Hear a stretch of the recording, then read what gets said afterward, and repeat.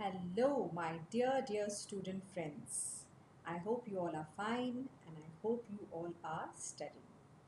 अब जो हमारा पहला वीडियो था और नेगोशिएबल इंस्ट्रूमेंट्स एक्ट 1881 उसमें हमने देखे थे some very very important terms like drawer कौन है, ड्रॉई कौन है, पेई कौन है, एक्सेप्टर फॉर ऑनर देखा हमने, drawee in case of need देखा, एक्सेप्टर भी देखा कौन होता है. So under section 7 we got to know some very very important terms और उसमें दो और इम्पॉर्टेंट टर्म्स हमने पढ़े जो थे holder and holder in due course. I hope you understood what is who is a holder and who is a holder in due course. Holder in due course के बारे में when you are studying you need to remember three important things. First, he is a person who has received the instrument in good faith. Secondly, for consideration. And third, before the due date of maturity. So जब किसी holder in due course के हाथ से instrument आगे जाता है, आगे transfer होता है, नेगोशिएट होता है, it gets cleaned up correct of all defects. लेकिन इसमें भी हमने पढ़े 3 टाइप्स ऑफ एक्सेप्शंस. अगर ये एक फोर्जरी इन्वॉल्व्ड है उस इंस्ट्रूमेंट में, then holder in due course also will not get a good title and neither can he transfer a good title to the subsequent parties. Then अगर ये check है और वहाँ पे ये not negotiable चेक है, then also a holder in due course cannot transfer the rights to subsequent holders as a holder in due course. And third, अगर ये एक stolen instrument है. Okay? सो आज हम पढ़ने वाले हैं some important kinds of instruments. Okay, so इनके बारे में जानने के लिए फर्स्ट लेट अस वैसे तो आपके सिलेबस मतलब आपके ये जो एक्ट है आपका उसमें तो ये नहीं दिया गया है, but for your understanding what we will do is we will classify these instruments into 4 broad types. Okay, सो जैसे हमने देखा था कॉन्ट्रैक्ट एक्ट में contracts can be classified according to their creation, according to their performance, according to their validity. Remember in foundation हमने ये किया था. So यहाँ पे हम आपके अंडरस्टैंडिंग के लिए let us classify it. As I already told you earlier, many people feel that negotiable instrument act पढ़ना और समझना बहुत डिफ़िकल्ट है, लेकिन ऐसा नहीं है. We need to find out our own ways and means of understanding this act. So जो हमारे लिए convenient है understanding, let us do that. Okay, so broadly let us classify these instruments whether it is a promissory note, a bill of exchange or a check. Now इस category में there are some which may not come, but I will tell you when we are discussing. So on the basis of place या location, जहाँ जिस जगह ये बनता है instrument, we can call it inland or we can call it as a foreign instrument. आगे हम देखेंगे प्रेजेंटेशन में what these are. So आज का ये जो वीडियो है इसमें we are going to study these important kinds of instruments. Okay, तो जो इसके पहले का वीडियो था उसमें हमने समझा important terms को. Once we know the terms, we know what when the word is used later on what it means. उसी तरह अगर कहा गया जाता है कि ये बिल ऑफ एक्सचेंज ये एक इनलैंड इंस्ट्रूमेंट है और उसका परफॉर्मेंस कैसे होगा, तो if you need to understand आगे उसके कॉन्सिक्वेंसेस, पहले तो आपको ये जानना बहुत ज़रूरी है कि इनलैंड का मतलब क्या है, फॉरेन इंस्ट्रूमेंट का मतलब क्या है. Secondly we will classify these instruments on the basis of the payee कि यहाँ पे पेई कौन है. पेई कौन होता है, जिसको पैसा रिसीव करना होता है. तो ये बेरर है या ऑर्डर है. Okay, then on the basis of payment, तो पेमेंट कब करना है, ऑन डिमांड करना है कि जब भी मुझे चाहिए whenever I demand it, or is there a fixed time period, only then I can get my payment. And then on the basis of validity, we will classify them into ambiguous. Ambiguous का मतलब है थोड़ा सा confusing, incoherent. Along with this, we are also going to study about accommodation bill and a fictitious bill. Okay, so now let us understand each one in detail. Okay, so पहले on the basis of place या location, मतलब ये instrument कहाँ बना है, India में बना है या बाहर का इंस्ट्रूमेंट है. Okay, so first let us understand this on the basis of location. Section 11 of the act talks about what is an inland instrument. अब inland instrument ये any three categories will apply to any three. It can be a check, it can be a promissory note or it can be a bill of exchange. लेकिन हम इन्हीं instruments को inland कब कहेंगे? जब it is drawn in India and also payable in India. मतलब Mr. A of Pune drew a bill of exchange in the name of Mr. B who is in Mumbai. मतलब A is the drawer, B is the drawee. So A through this instrument is giving an order to Mr. B to make him payment of rupees 10,000 and the drawer and the payee, payable कहाँ पे है? पुणे में ही है.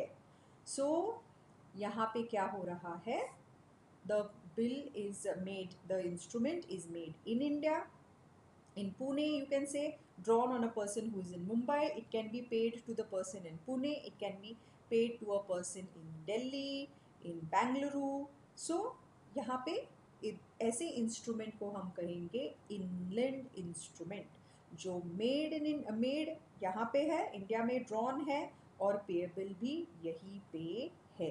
Okay, then drawn in India on any person who is resident in India, whether it is payable in India or outside India. मतलब A of Pune drew the instrument in the name of Mr. B who is a resident of Mumbai. So India का resident है वो. लेकिन ये pay कहाँ पे हो रहा है? It can even be paid outside of India. It remains inland even if it is endorsed in a foreign country. मतलब यहाँ पे वो endorse होके it went to somewhere outside India, it will still remain an inland instrument. Example, A of Mumbai drew a bill of exchange on B who is in Delhi, लेकिन ये payable किसको है? इसका पेमेंट किसको मिलने वाला है? To Mr. C who is in France. Okay? So यहाँ पे many students get confused कि how do we understand whether this is inland or this is a foreign instrument. So understand यहाँ पे there are certain things which we need to remember. First, that it first criteria है it should be drawn on a person who is resident in India. Drawn on a person who is resident in India or it should be payable to someone in India. जो पहला point है वही मैंने आपको explain किया है वापस. Drawn in India and payable to someone in India. If let's say the bill of exchange is drawn in India on a person who is in Singapore, but it is again payable in India, then it will still be called as an inland instrument. Okay, so यहाँ पे क्या है? There are two things which will have to be fulfilled. अगर हमको confusion है कि ये inland है या foreign है, तो how do you understand it? So there are three things. पहले तो very very important, first thing, it should be made in India, made or drawn in India. ये तो बहुत important है. It should be made in India or it should be drawn in India. ये होना ही है. Secondly, it can be drawn on a person in India. Drawn on a person in India. Made in India and drawn in the name of a person who is also a resident of India. And third, payable either in India or abroad. मतलब पहला criteria क्या है? It must be made or drawn in India. ये होना ही चाहिए. उसके बाद के दो जो पॉइंट्स हैं, drawn in the name of a person in India or abroad, and third क्या है, payable to a person in India or abroad. So यहाँ पे फर्स्ट क्राइटेरिया होना ही चाहिए, that is drawn in India. Along with the first criteria, जो बाकी के दो पॉइंट्स मैंने आपको बताए उसमें से एक भी होगा ना, drawn in the name of a person in India, then it is Indian. Payable to someone outside India, it will still be Indian. क्यों? क्योंकि इन तीन पॉइंट्स में से दो पॉइंट्स तो दो क्राइटेरिया जो है, दो क्राइटेरिया तो सेटिस्फाई हुई ना। Which are the two criteria? First, made, it is drawn in India, made in India, it is drawn in India, एक क्राइटेरिया हुआ। और दूसरे दो है, उसमें से एक तो होना चाहिए drawn in the name of a person who is a resident in India, या payable to a person in India. So तीन पॉइंट्स मैंने आपको बताया, इन तीनों में से दो होने चाहिए। पहला मेड इन इंडिया, और दूसरे दो है उसमें से एक भी मौजूद है, either drawn in the name of a person in India और पेएबल। दो पॉइंट्स आ गए, it is an inland instrument. So यहाँ पे जो एग्जाम्पल हमने दिया है, that A of Mumbai, he drew a bill of exchange in the name of B. So it was made in India, Mumbai, drawn in whose name? Mr. B. कहाँ पे है Mr. B? In Delhi. So Mr. A is giving an order to Mr. B of Delhi that you have to make me the payment or my order, whoever I order you to pay. और यहाँ पे Mr. A can tell Mr. B that I order you to pay either me or Mr. C. Where is Mr. C? In France. So ये बना India में है, on a person who is in India, but it is payable to a person who is outside India. So ये जो तीन points है, कहाँ पे बना? इसके नाम पे बना, और पेएबल कहाँ पे है? उसमें से दो पॉइंट्स तो सेटिस्फाई हुए ना, इंडिया की, made in India, drawn in the name of a person in India, लेकिन पेएबल तो बाहर है, that's okay. So this is an inland instrument, okay. फिर लॉ कहता है, सेकंड सेक्शन 12 हमको बताता है अबाउट अ फॉरेन इंस्ट्रूमेंट। तो ये फॉरेन इंस्ट्रूमेंट क्या है? Foreign instrument is that which is not an inland instrument, is a foreign instrument, okay. So that बहुत एक्चुअल डेफिनेशन लॉ ने हमको नहीं दिया फॉरेन इंस्ट्रूमेंट का, इतना ही बताया है that which is not inland is foreign, okay.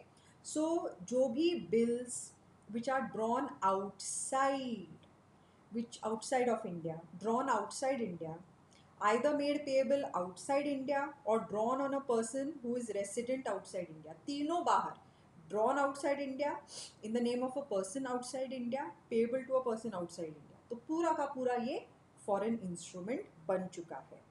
Then bills drawn outside India, made payable in India, or they are drawn on a person who is resident in India.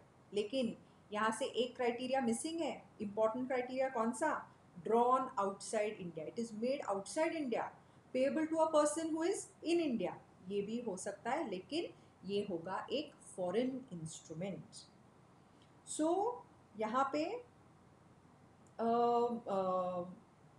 It can B that foreign instrument का exact definition तो नहीं बताया गया है, सिर्फ इतना ही बताया है that it is not an inland instrument. So जैसे एग्जाम्पल है, A of Mumbai drew a bill of exchange on B who is residing in London and also payable in London. तो मैंने जो inland की तीन क्राइटेरिया बोली थी, दो तो होनी चाहिए, यहाँ पे एक ही है, बाकी की दोनों नहीं है, that means it is a foreign instrument, okay? अब इन दोनों में डिफरेंस है कि जब भी डिसऑनर हो जाता है इंस्ट्रूमेंट, तो यहाँ पे क्या होता है, in the case of an inland instrument, protest जो होता है, प्रोटेस्ट का मतलब है where you are giving it in writing that there has been a dishonour. So अगर ये एक इनलैंड इंस्ट्रूमेंट है तो एक सर्टिफिकेट की तरह होता है that the instrument has been dishonoured. If it is inland instrument which has been dishonored, either you can give the proof in writing or no, optional होता है। लेकिन अगर ये एक foreign instrument है, then it must be protested, okay? That means there has to be written proof that ये एक foreign instrument है और ये डिसऑनर हो चुका है. Okay, so that is the basic difference between Indian inland instrument and foreign instrument. आगे बढ़ते हुए, on the basis of the payee. Payee का मतलब है the one who is to receive the money. On the basis of pay, we divide the instrument, or we can classify instruments into two types: bearer instrument and second is order instrument. So section 30, again we are going as per sections. Per section 11 inland, section 12 foreign, section 13 bearer. bearer इसका मैंने आपको इसके पहले video में भी meaning in short बताया था. Bearer का मतलब है where there is no name written on the instrument. So bearer instrument is one whose payment can be taken by a person who has the possession of the instrument. मेरा नाम इस पे नहीं लिखा लेकिन ये मेरे हाथ में अभी है and it is a bearer instrument, तो can I go and take money? Yes. For example, जब हम let's take a check. Cheque पे इफ़ आई मेरे अकाउंट का चेकबुक मेरे पास है. If I want to withdraw money for myself, so on the cheque वहाँ पे लिखा होता है पे. सो वहाँ पे के सामने I will write pay self. Correct. So ये सेल्फ चेक है. So actually a self cheque and I sign it. I fill the amount, I fill the date, and if I give it to someone from my office, okay, to go to the bank and collect the payment, तो अभी ये जो check है उस पे ऊपर लिखा है पे सेल्फ है. अब जब मेरा ऑफिस का कोई आदमी बैंक में जाके ये चेक डिपॉजिट करता है, the bank will make the payment to the person who is carrying that cheque. तो payment to be made to the bearer मतलब whoever has the instrument in his possession. अगर cheque पे लिखा है पे Rajesh and उसके आगे इफ़ यू घर पे सबके पास चेकबुक होगा, चेकबुक को देखिए ठीक से चेक को, वहाँ पे लिखा होता है पे, वहाँ पे आपको नाम लिखना पड़ता है और आगे लिखा होता है ओ बेरर. तो अगर यहाँ पे हम बेरर वर्ड कैंसिल नहीं करते, इट स्टिल, अगर नाम भी लिखा है वहाँ पे जावरेज प्रोफेशनल एकेडमी, या और ये क्रॉस चेक नहीं है, सिर्फ लिखा है पे जावरेज प्रोफेशनल एकेडमी और वो बेरर वर्ड है, वो कैंसिल अगर नहीं किया गया है, then whoever has, it will remain a bearer cheque. जिसके हाथ में ये है and if it is not even crossed, anyone can go and take the payment. तो उसका मतलब है bearer. It can be originally payable to a particular person, but subsequently it can be, so पहले तो लिखा होगा उस चेक के ऊपर क्रॉस करके, क्रॉस नहीं या बिल ऑफ एक्सचेंज पे कि पे order to pay mister x. अब मिस्टर एक्स का नाम वहाँ पे लिखा है लेकिन मिस्टर एक्स ने नेगोशिएट करते हुए मतलब ट्रांसफ़र करते हुए सिर्फ अपनी साइन कर दी. टू ट्रांसफ़र टू या पे हु, किसी का भी नाम नहीं लिखा, उसको कहते हैं ब्लैंक एंडोसमेंट. मिस्टर एक्स के पास इंस्ट्रूमेंट है, he wants to transfer it to Mister Y, लेकिन उन्होंने वाई का नाम नहीं लिखा. He just gives his signature and gives it to Mister Y. उसको ये हो गया bearer instrument because Mister Y का उस पर नाम नहीं लिखा है. A bearer instrument can be negotiated by mere delivery, so no formality is required. अगर मेरा नाम from mister X mister Y को मिला, अब मिस्टर वाई को ट्रांसफ़र, और मिस्टर वाई का नाम नहीं है उस पर, ओके. अब मिस्टर वाई जो है he wants to give it to mister Z. क्या वाई को साइन करके एंडोस करके वो इंस्ट्रूमेंट ट्रांसफ़र करना पड़ेगा मिस्टर जेड को? नहीं. क्यों? क्योंकि मिस्टर एक्स ने without putting mister Y's name sign किया है और मिस्टर वाई के हाथ में दिया है, so it is a bearer instrument. अब अगर मिस्टर वाई को वही इंस्ट्रूमेंट जेड को ट्रांसफ़र करना है, उनको सिग्नेचर की ज़रूरत नहीं है। क्यों? क्योंकि उनका नाम ही उस पर नहीं है। So Y gives it to Z. Okay, now it is a valid instrument. Okay, so यहाँ पे x की सिग्नेचर काफ़ी है, y can collect the money from x. Now any person who is in the lawful possession of it as a holder is entitled to receive the payment due. जिसके पास ये instrument है, he can go and get the payment even without his name. जैसे मैंने लिखा है self check पे और दिया किसको? ऑफिस के आदमी को। ऑफिस का आदमी बैंक में गया, वो बेरर है, he is holding the cheque. Can he get the payment? Yes. और अगर वो पेमेंट लेके भाग गया, then I cannot blame the bank, correct? Because it was a bearer instrument. Whoever has the check in his hand can go and take the payment. क्योंकि मैंने उस office के आदमी का नाम नहीं लिखा, सिर्फ पे सेल्फ लिखा है। Okay, so any person who is in the lawful possession of it as a holder is entitled to receive the payment due even without his name, but he has to acknowledge receipt of money by signing it. Yes, उसको sign तो करना पड़ेगा that he has received the money. आजकल तो bank अगर self cheque है and the amount is a big amount, it is about 70 या 75,000 के ऊपर अमाउंट है और सेल्फ चेक है, then the bank before and you yourself have not gone to take the money, you have given the check to somebody else, then the bank always calls and confirms कि ऐसे ऐसे check आया है, do you want us to make the payment as precautionary measure. So ये जो bearer है ना, ये bearer instrument applies only in the case of a check.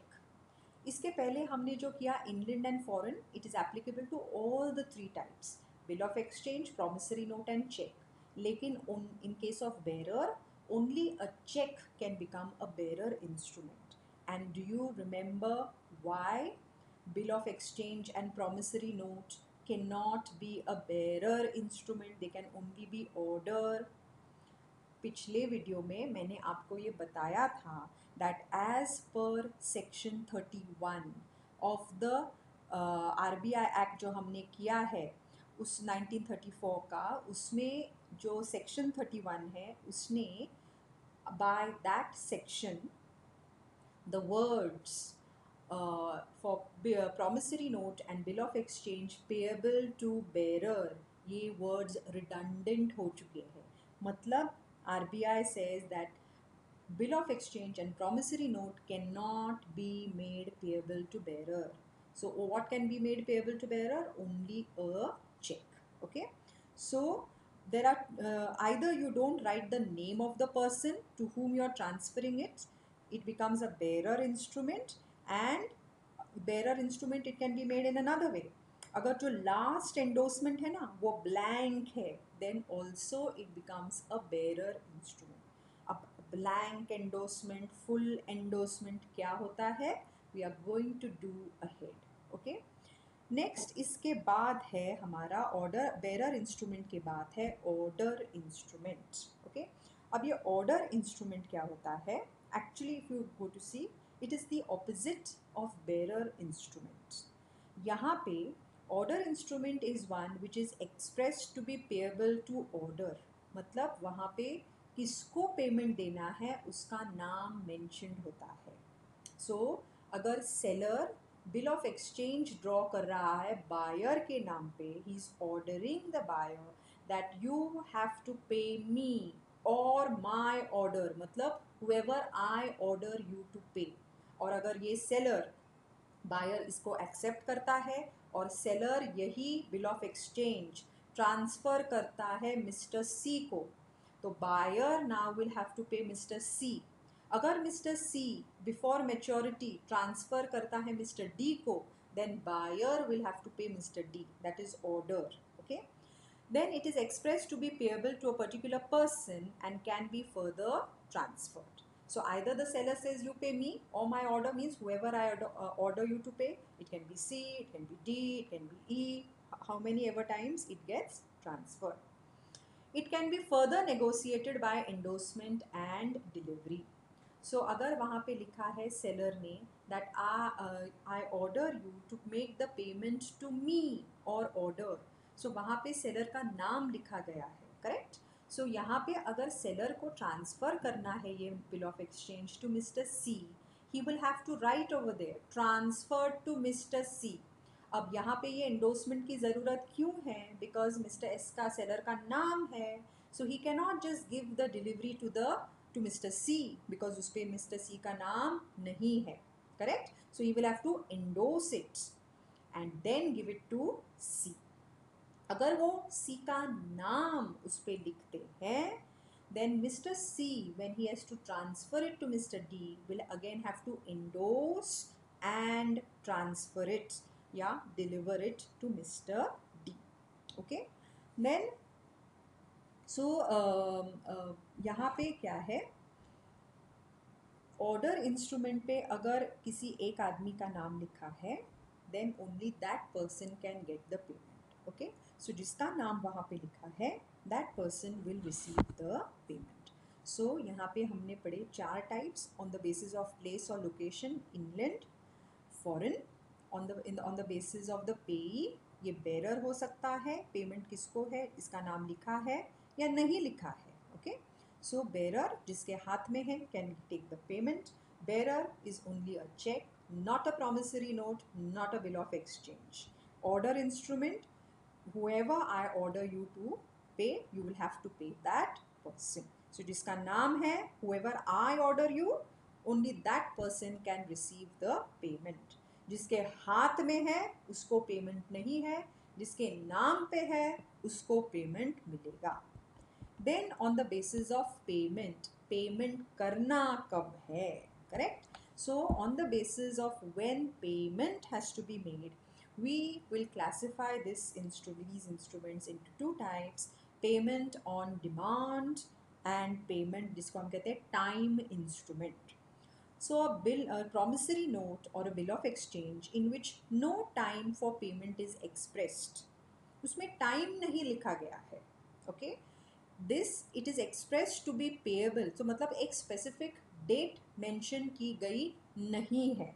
Okay, और अगर वहाँ पे है is expressed to be payable on demand or at sight or on presentment.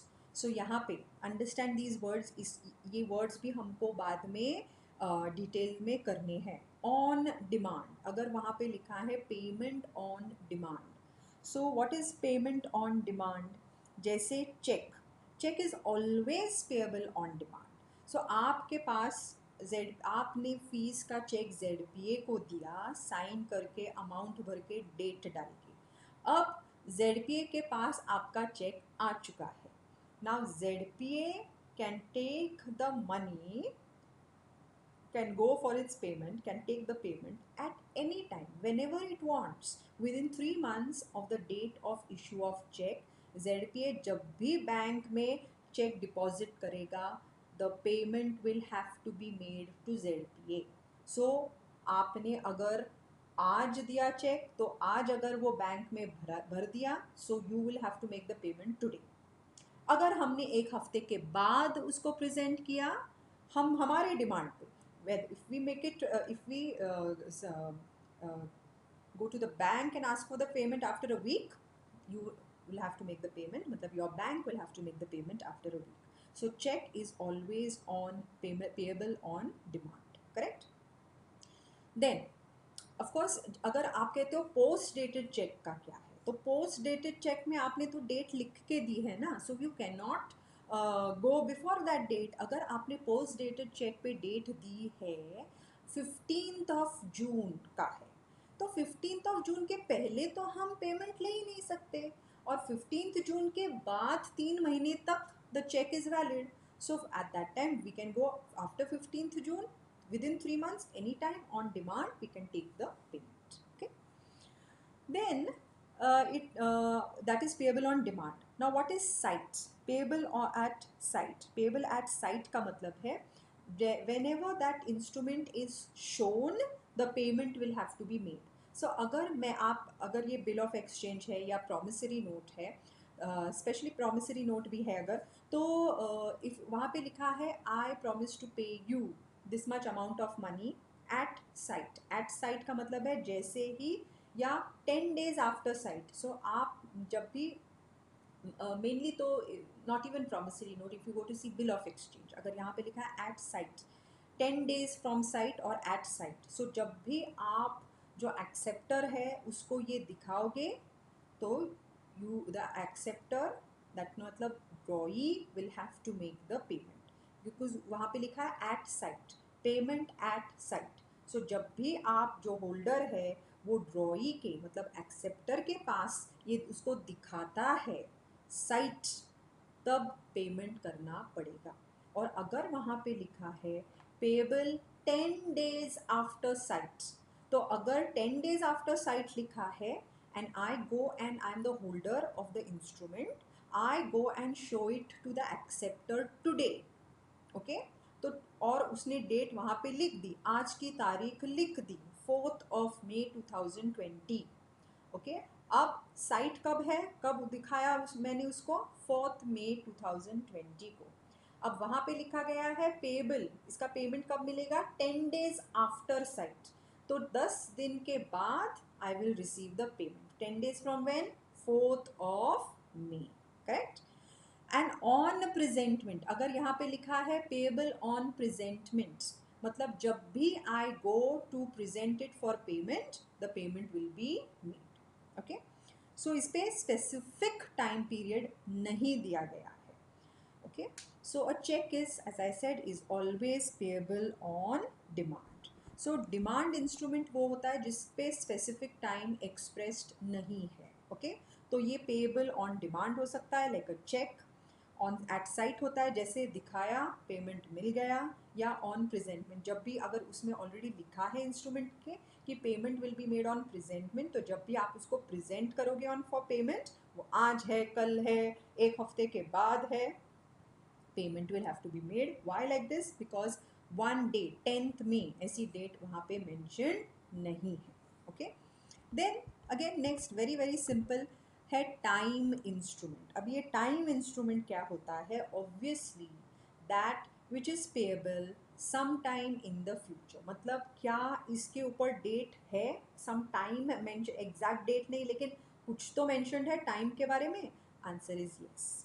So an instrument payable after a fix time period, like अगर वहाँ पे लिखा है 60 days आफ्टर साइट, तो ये क्या हुआ, this will become a time instrument. See अभी यहाँ पे मैंने जो आपको पॉइंट बताया, okay, this one it is at sight, अगर एट साइट लिखा है तो then of course it is जब भी मुझे दिखाया it is I will have to make the payment, okay. तो आप मुझे आज दिखा सकते हो या कल दिखा सकते हो.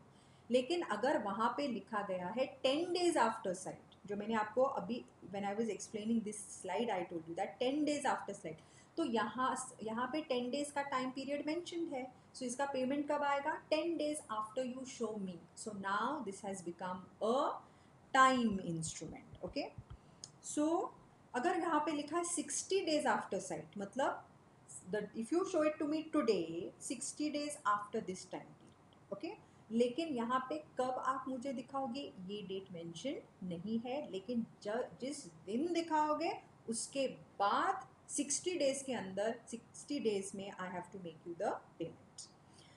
Then payable on a particular date, like अगर वहाँ पे लिखा ही है पेएबल ऑन 1st March 2020, तो डेट ऑलरेडी स्पेसिफिकली मेंशन की गई है, so there is no confusion.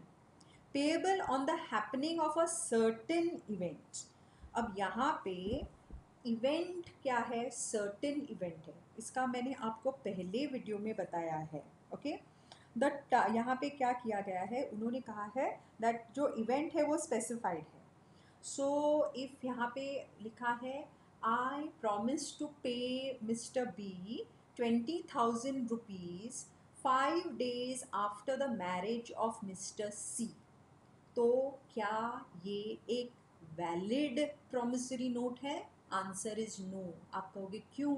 लिखा तो है 5 days आफ्टर मैरिज, लेकिन मैरिज ये जो इवेंट है ना, ये बिल्कुल सर्टेन नहीं है। What if it never happens? Okay, लेकिन अगर इवेंट सर्टेन है then of course it you can say that I will pay you 10 days after this event happens. Like अगर कहा जाए that I will pay you 1 month after the death of Mr. C, तो mister सी की death कब होने वाली है हमको पता नहीं है, लेकिन डेथ तो सर्टेन है, so it will be a valid instrument.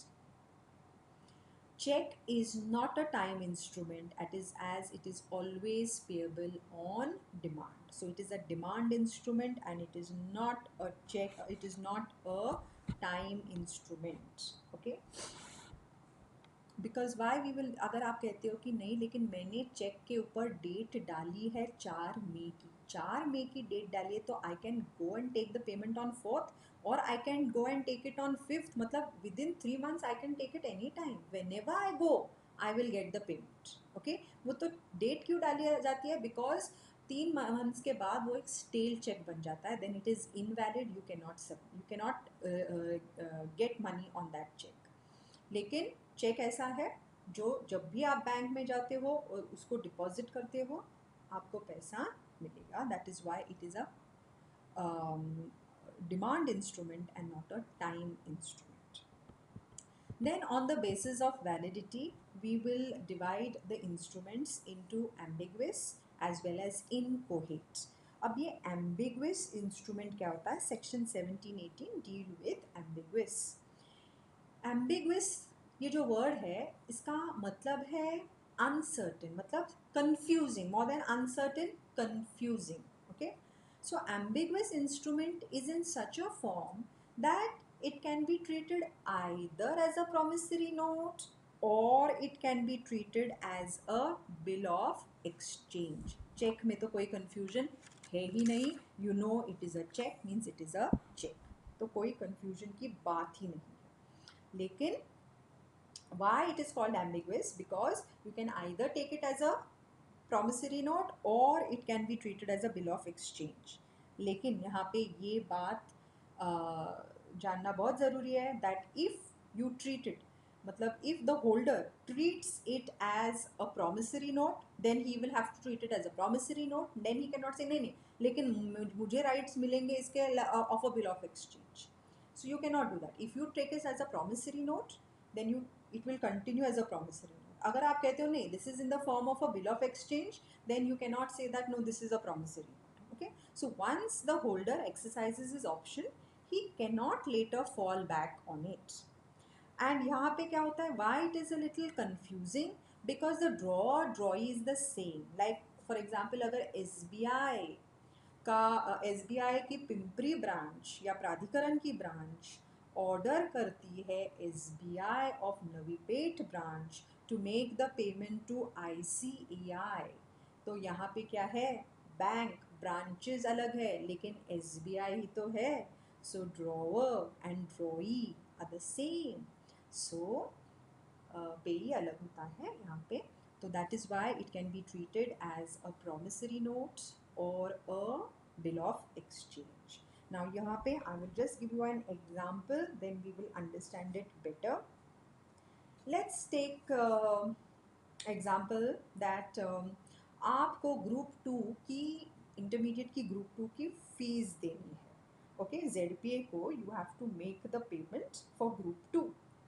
अब क्या है, अभी लॉकडाउन चल रहा है तो आप पुणे के, you are not a localites of here, आप सिर्फ ये इंटरमीडिएट का कोर्स करने के लिए यू वांटेड टू जॉइन जावरेस, इसीलिए आप यहाँ पे आए, पुणे में आए, वैसे तो आप लेट्स से नागपुर के हो, तो बिकॉज ऑफ द लॉकडाउन आप वापस आपके होम टाउन आप नागपुर चले गए।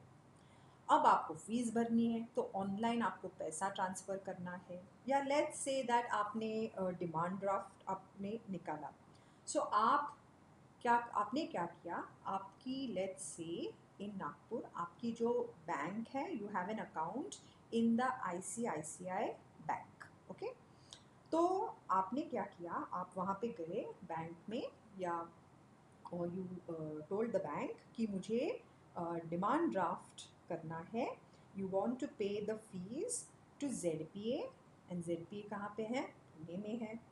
तो बैंक कहती है ठीक है। सो क्या होता है, और ZPA का अकाउंट भी है ICICI बैंक में ही।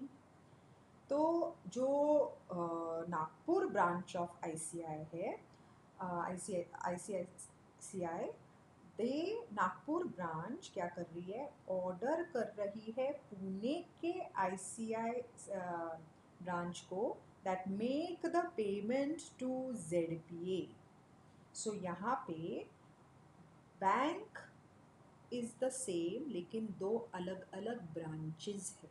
So the Nagpur branch is ordering the Pune branch to make the payment to ZPA. Okay, so order, and whenever it is in the form of an order, it is called as a bill of exchange. Okay, so यहाँ पे क्या हुआ, drawer and drawee become the bank ICICI, right? लेकिन पेई है अलग, so तीन parties है, so this can be treated as a bill of exchange. Now there is another way to look at it.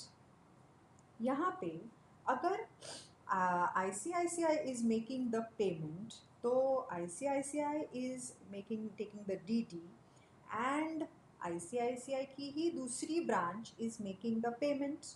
So though the branches are different, we can say that the maker is promising to make the payment, right? Promises to pay. So यहाँ पे maker भी आया, maker यहाँ पे कौन है, bank ही तो निकालना है ना डिमांड ड्राफ्ट, तो वही मेकर है, correct.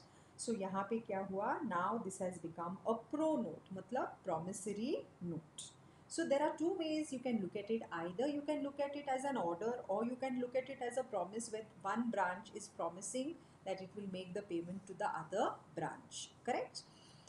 So it can be treated as a promissory note, or it can be treated as a bill of exchange.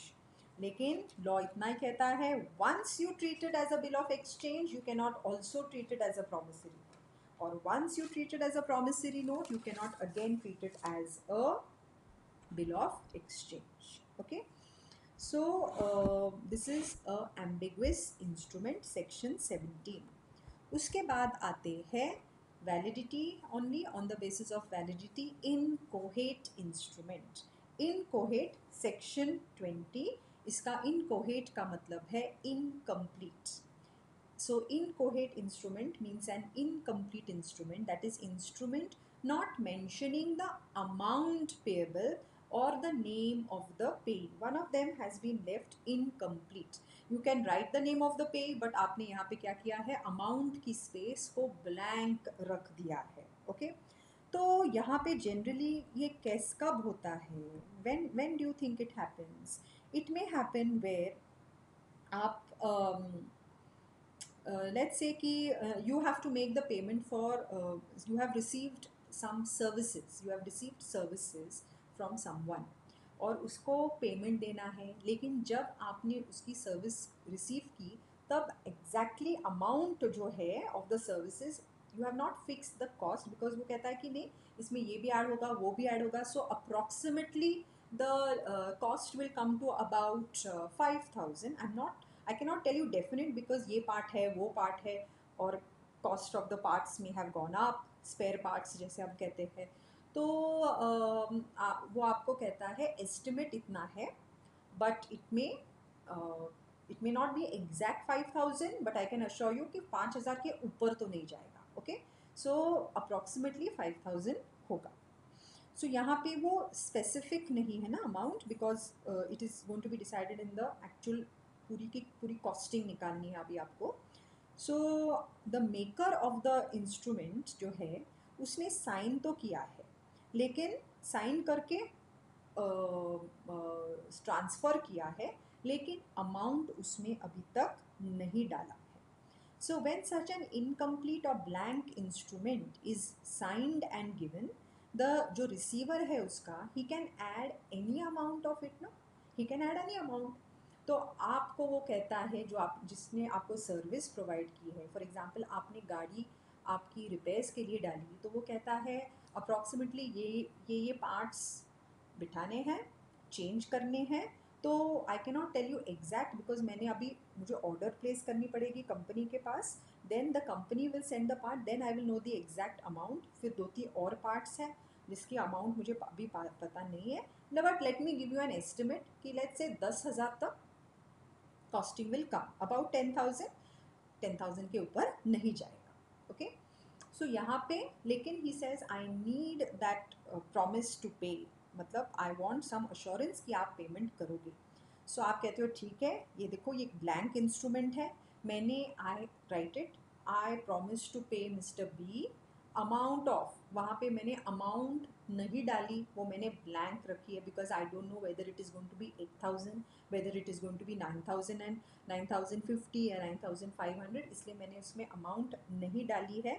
And मैंने साइन किया और इसको हैंड ओवर किया जो वर्कशॉप का आदमी है, जो ओनर है, जिससे मेरी कार सर्विसिंग एंड सब रिपेयर्स के लिए जो मैंने डाली है, उसको मैंने वो इंस्ट्रूमेंट्स दिया और मैंने उसमें अमाउंट नहीं डाला। ओके, ना यहाँ पे अगर उसने अमाउंट मोर देन 10,000 डाल दिया तो what will happen, correct? So law वैसे कहता है कि द अमाउंट जो मैंने डाली है, मतलब जो आपने मुझे बताया है, normally you should not put amount more than what you have to, मतलब अगर आपने कहा approximately 10,000, then you should not put an amount more than 10,000 over there.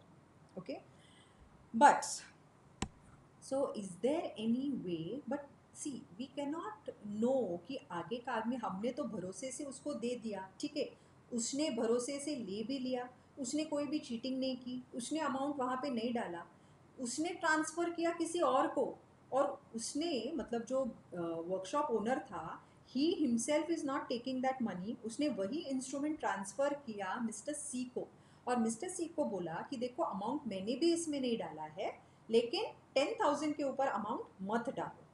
अब ही गेव इट ऑल, मतलब believing that she will not put that amount. लेकिन हम क्या कह सकते हैं किसी के नेचर के बारे में, what if mister C finds it very tempting and puts an amount more than that, correct? तो नाउ अगर मिस्टर सी ने अमाउंट डाल दी ज़्यादा की, 11,000 की डाल दी, then will I have to pay mister C 11,000? The answer is yes, I will have to pay him 11,000. Why will I have to pay him 11,000? Because वहाँ पे मैंने साइन भी किया है ना, तो जो अमाउंट डाल दी, then I have a liability to pay mister C. लेकिन यहाँ पे क्या हमें कोई प्रोटेक्शन नहीं मिल सकता? तो answer is yes. Can we get our self secured from this kind of fraudulent activity? Answer is yes. क्यों? क्योंकि कैसे हम कर सकते हैं ये, जो इंस्ट्रूमेंट है उस पे ऊपर स्टैम्प तो लगता है ना, we have to put a stamp duty, मतलब रेवेन्यू स्टैम्प लगाना पड़ता है। अब रेवेन्यू स्टैम्प हम किस वैल्यू का उसके ऊपर लगाते हैं, that can give us a restriction और अ लिमिट। ओके, सो वो हमारी मदद कर सकता है अगेंस्ट मिसयूज ऑफ इट। तो अगर for example I am telling you, हमने उस इंस्ट्रूमेंट पे रेवेन्यू स्टैम्प दिया 2 रुपए का, so if I add a revenue stamp of 2 rupees on it, okay, so 2 rupees का जो स्टैम्प होता है ना, what does that 2 rupees stamp do? That is saying कि उस इंस्ट्रूमेंट, जिस इंस्ट्रूमेंट पे ये स्टैम्प लगता है, that is saying that the value of the instrument now is up to 10,000.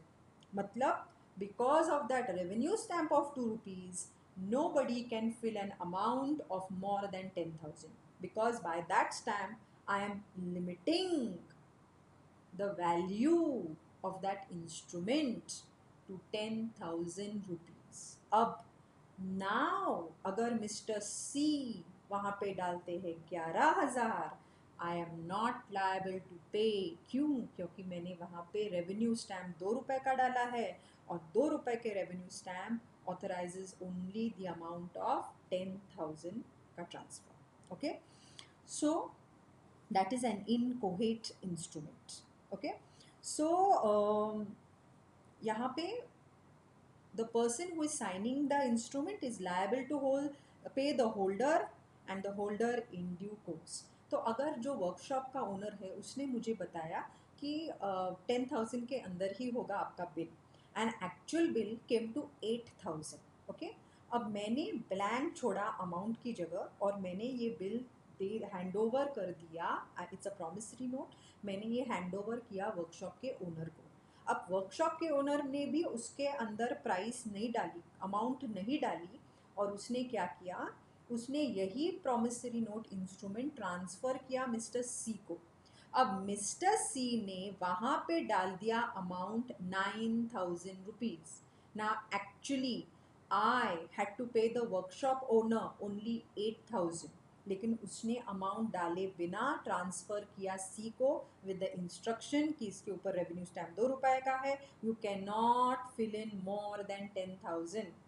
तो यहाँ पे अगर सी ने भर दिया अमाउंट 9,000 का, when in reality I had to pay the workshop owner only 8,000, और अगर सी ये इंस्ट्रूमेंट सीज द होल्डर या holder in due course also, if he comes with that instrument to me for payment और वहाँ पे उसने डाल दिया amount 9,000, am I under the liability to make the payment of 9,000 to Mr. C?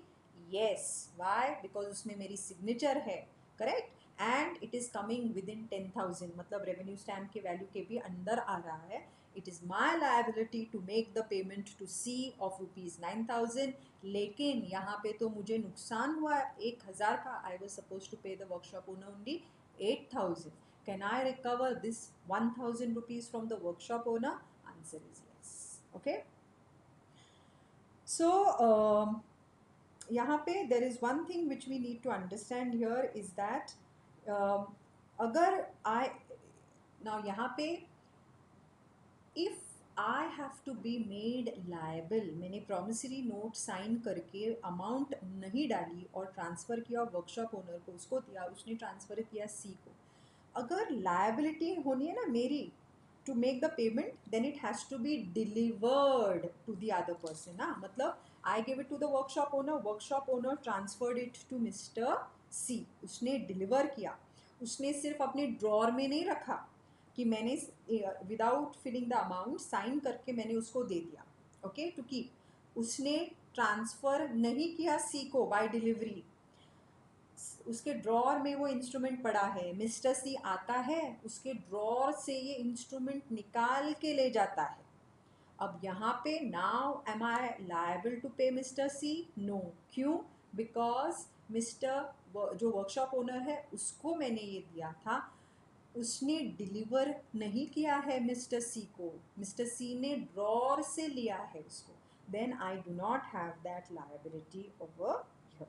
Okay, so that is an incoherent instrument. इसको आगे और पढ़ते हैं हम. The liability of the person signing and delivering it arises only when the instrument is filled and it is delivered also. So the signer becomes liable when the instrument is delivered to the transferee. It must be stamped, and the stamp which is affixed must be sufficient to cover the amount filled. जैसे मैंने आपको बताया कि revenue stamp किस value का आप डालते हो, that adds the value to the negotiable instrument.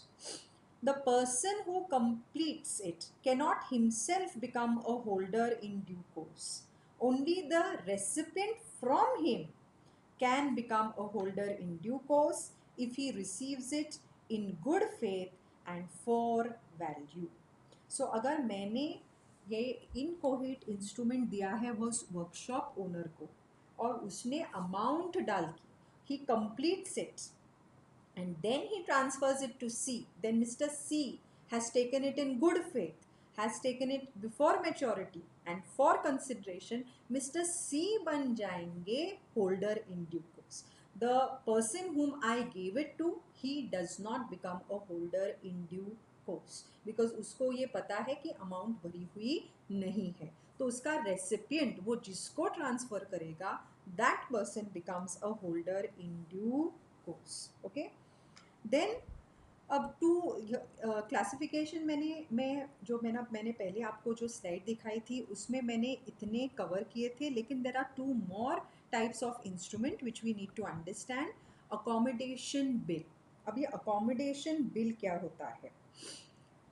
Actually ये एक बिल ऑफ एक्सचेंज होता है which is made only to provide financial help to some party. मतलब यहाँ पे आपको सिर्फ किसी की मदद करनी है, आपका एक फ्रेंड है and you want your friend need some money, so to help him you you drop the bill.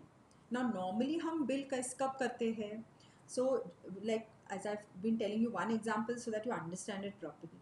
कि सेलर है, बायर है, सेलर ने बायर को गुड्स दिए क्रेडिट बेसिस पे, and now he is drawing a bill of exchange in the name of the buyer, that the buyer is given an order to pay the seller or to anyone he orders to make the payment to.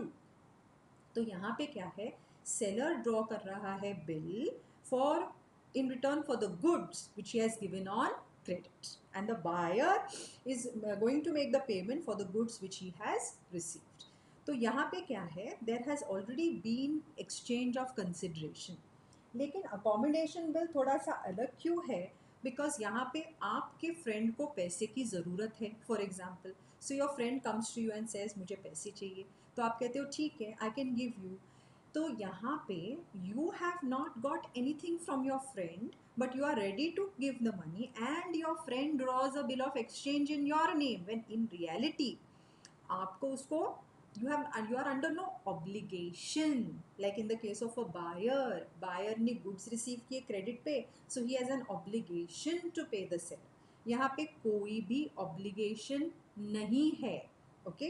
But your friend says मुझे पैसे की ज़रूरत है, I'll do one thing, I'll draw a bill of exchange in your name that I order you to pay me or my order. लेकिन यहाँ पे आपका actually तो कोई ऑब्लिगेशन नहीं है, बट यू से ठीक है, no problem, you are accommodating your friend's financial need. It is just to provide financial help to some party. It is drawn, accepted or endorsed without any consideration, just to help out the person financially.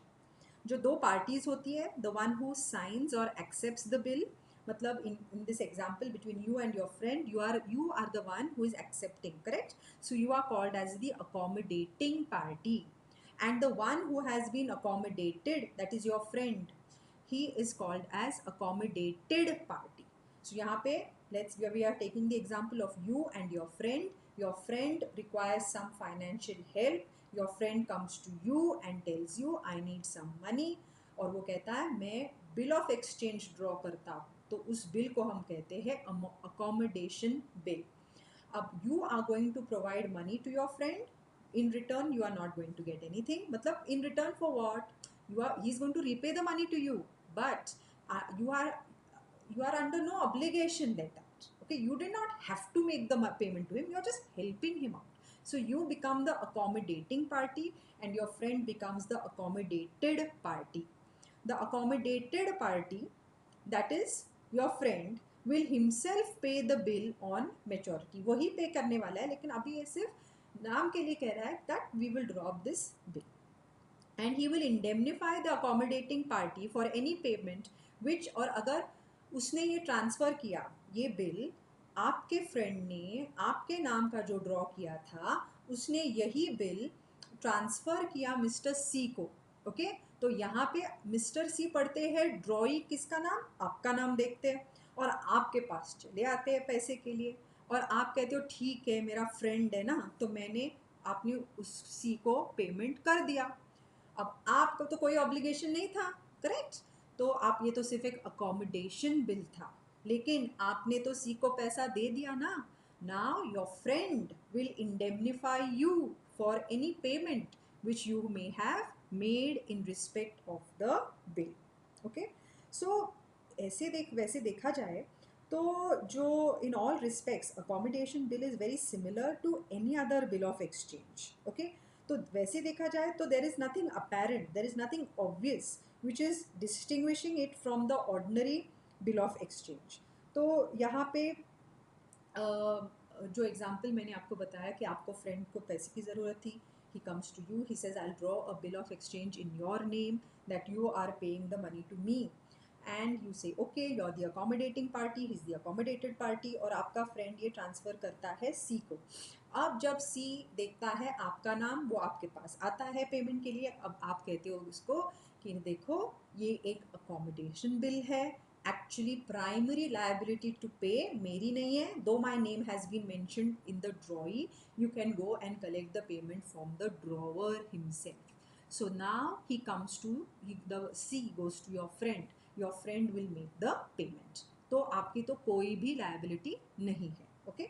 लेकिन अगर आपका friend कहता है नहीं मेरे पास पैसा नहीं है, और आप वो पैसा पे करते हो, then your friend will indemnify you, okay।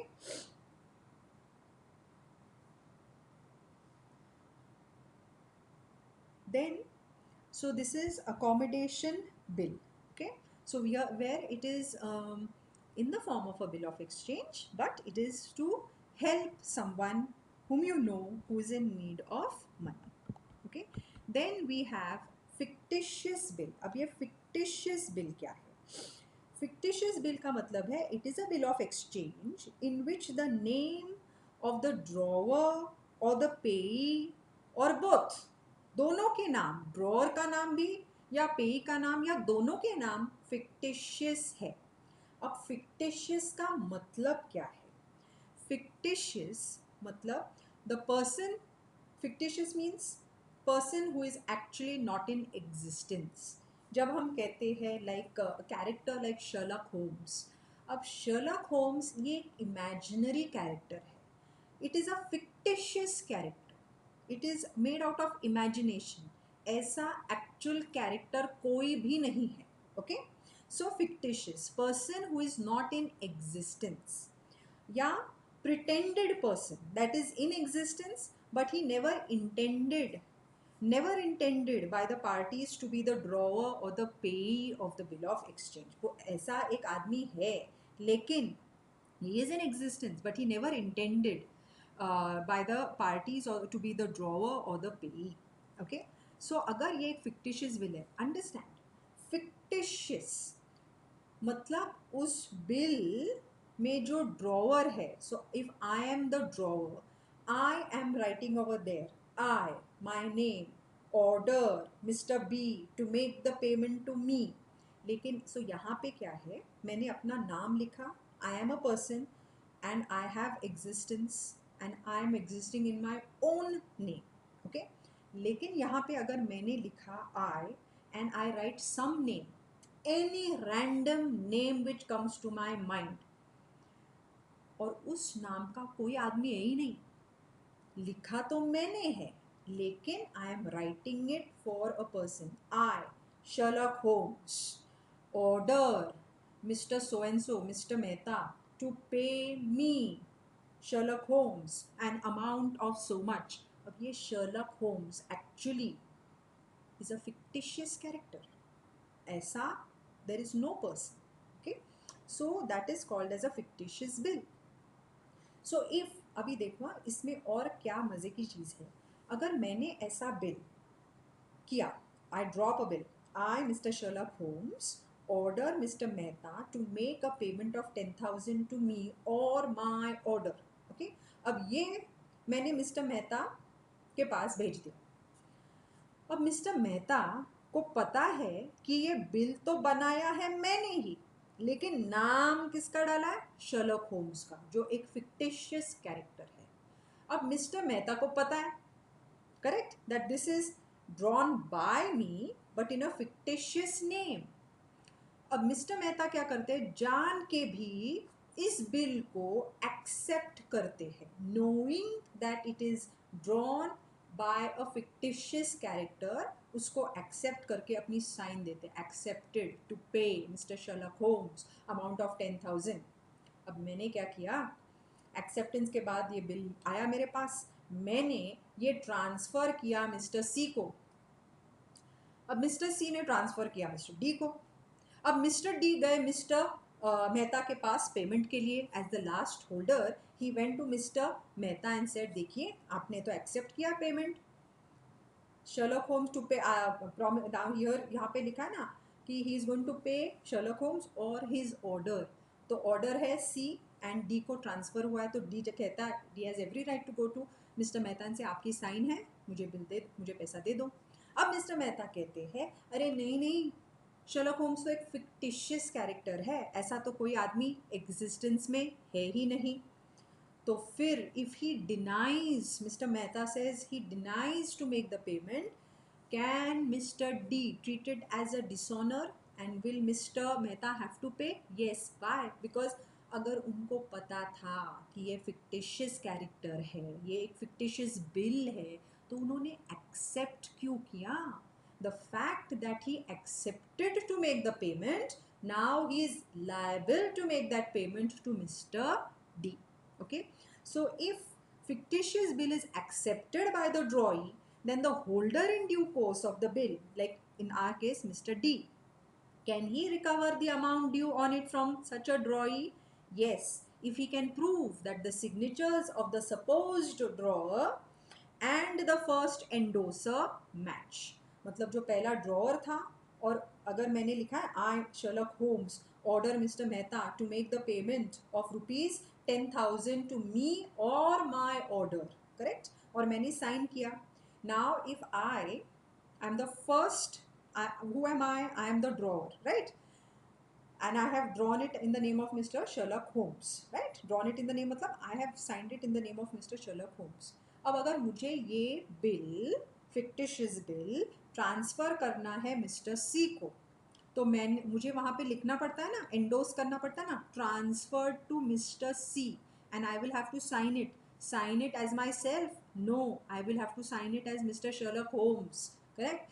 तो अगर जो मिस्टर डी है, who is a holder in due course, if he wants to get the money from Mr. Mehta, he will have to prove that the signatures of the drawer, मतलब जो मैंने Sherlock Holmes की sign की थी ना, वो signature और ये एंडोर्समेंट जिसको पहला एंडोसर था ना, मतलब I am endorsing it to mister C ना, ये सिग्नेचर्स होनी चाहिए मैच.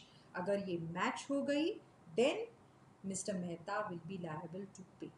और यहाँ पे सबसे फनी चीज़ यही है कि अगर मिस्टर मेहता को पता था ये फिक्टिशियस कैरेक्टर है, then why did he accept in the first place? He shouldn't have, right?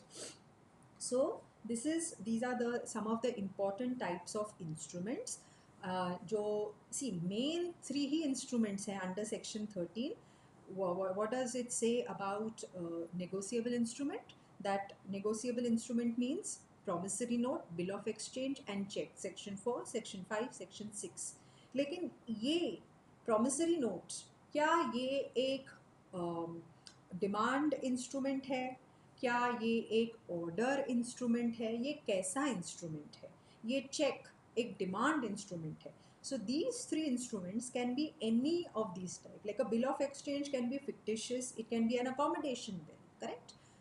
So that is why understanding these kinds of instrument was important. So I hope that in today's जो हमारा video है जिसमें हमने ये 10 different types of instruments किए हैं, you have understood them. If you have any doubt, you can message me and you can get your doubts cleared. Okay, so with this we will end our video for today, because इसमें भी हमने बहुत सारी चीज़ें cover की है.